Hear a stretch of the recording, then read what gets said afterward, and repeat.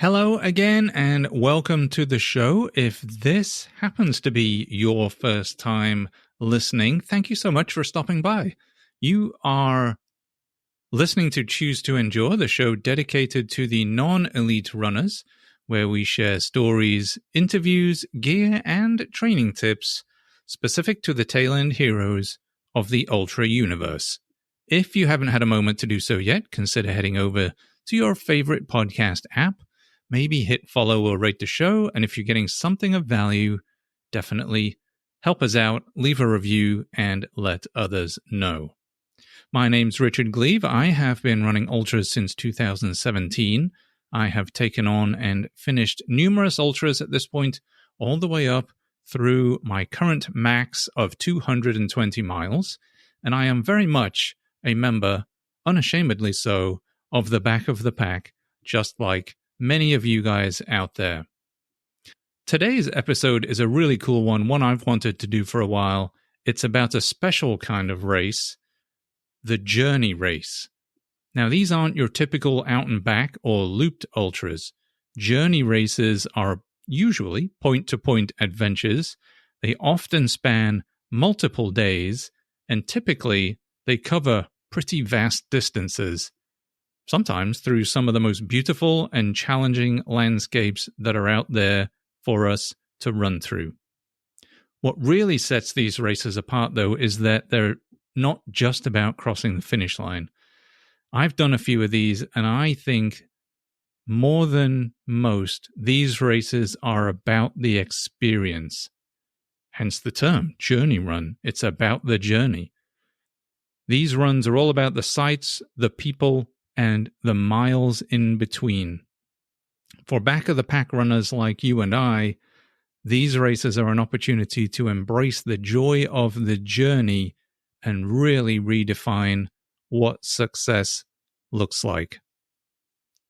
In this episode, I'm going to explore what I think makes journey races so unique, the mindset needed to fully enjoy them, a few practical tips for preparing based on my own experience, and some interesting stories from the trail. So, if you're ready to go, let's dive in.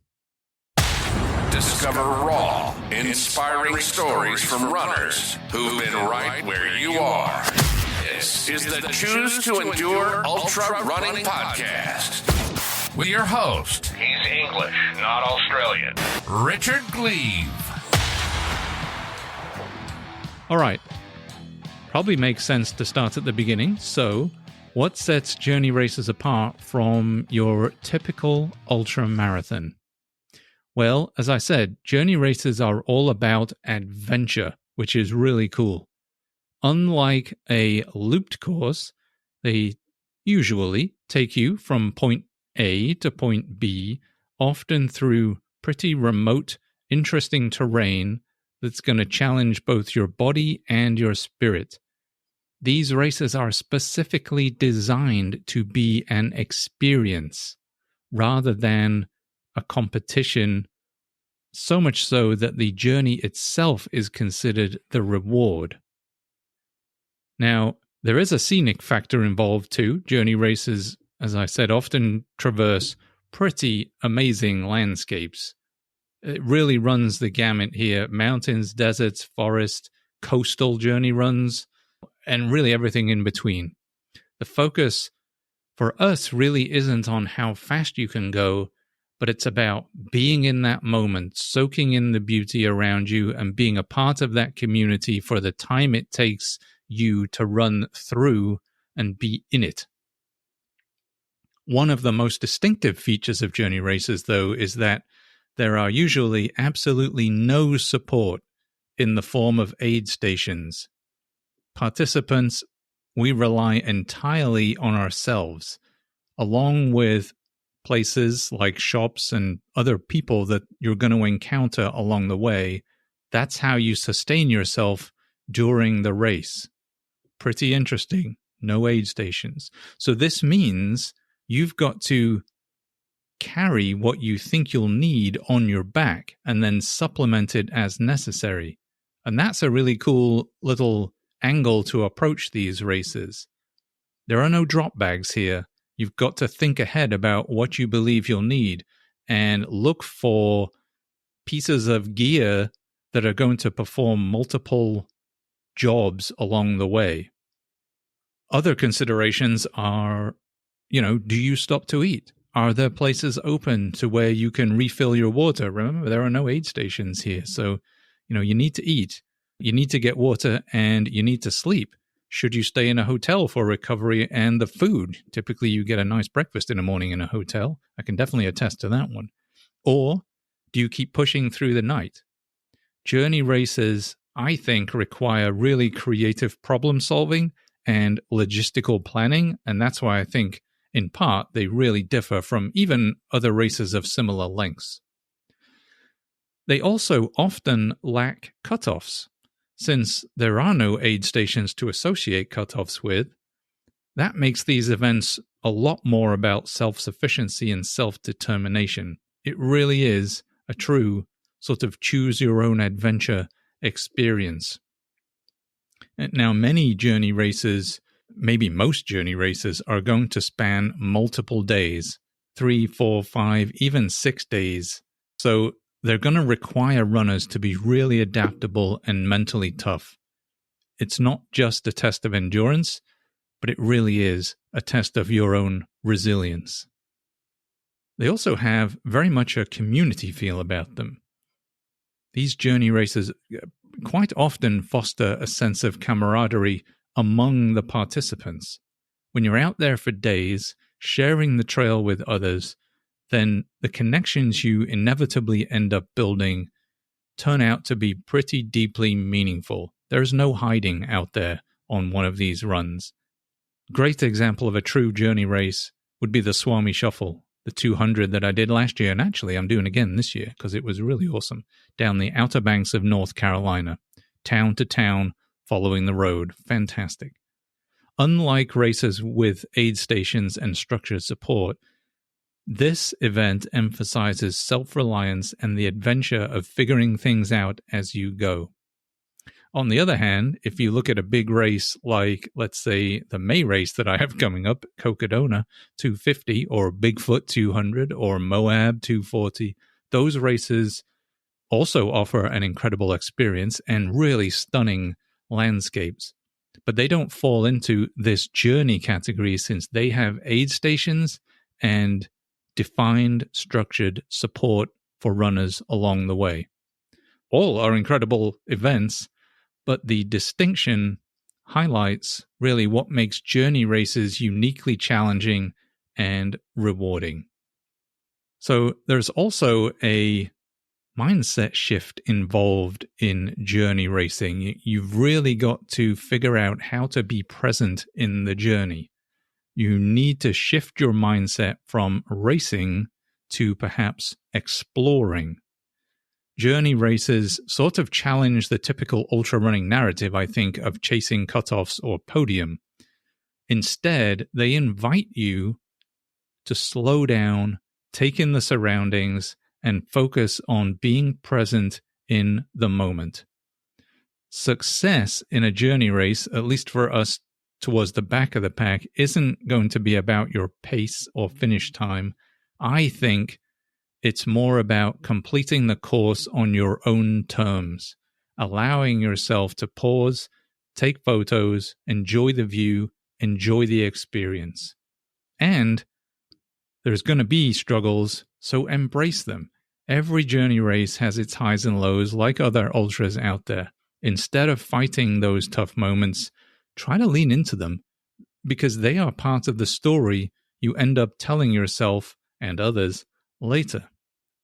And also, make sure you celebrate the little victories, whether that's reaching the top of a climb or spotting a beautiful sunrise, let's say on a beach after you've had a horrendous night through driving rain and wind, and it's getting close to freezing and you're shaking, close to hypothermia.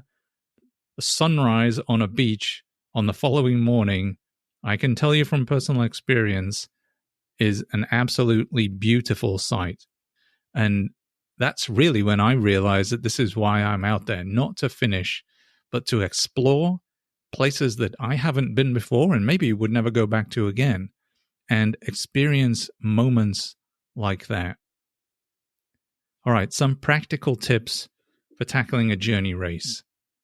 As I mentioned before, journey racing requires, I think, a little bit of a different approach when it comes to preparation and strategy. So here's a few hints to help you potentially succeed as you might plan your own journey race. I touched on it earlier. Make sure you plan your gear wisely. Journey races require you to carry more gear. You're going to probably need a bigger pack. You're going to need to include extra food, extra clothing, and probably some navigation tools. Make sure you invest in a comfortable, well-fitting pack, and make sure you test it full of the gear you're going to use on long runs. There are no aid stations. There are no drop bags in this, so you've got to take with you whatever you think you are going to need for that specific race in that specific location with that specific weather. You got to have all that ready to roll in advance. Also, make sure you train for self-sufficiency. So practice fueling and hydration strategies that are going to work for you. Be prepared to manage your needs between sort of pseudo aid stations, gas stations, or there seem to be a lot of Dollar Generals floating around that you can use in that guise. But these can be further apart than in traditional ultras, and the distance between them can vary wildly. Some towns have them, some towns don't. So you got to be prepared for that and understand that going in. You've also got to be able to adapt your pacing strategy. So journey racing is about consistency, definitely not speed. Make sure you start conservatively, focus on maintaining a sustainable effort over 3, 4, 5, even more in some cases, days. Also, make sure you are good with being alone. Prepare mentally for some solitude. Journey races invariably include really long stretches where you may not see another runner. Make sure you're okay with that, you have a plan for that, and that you can embrace that solitude as an opportunity to reflect and be mindful.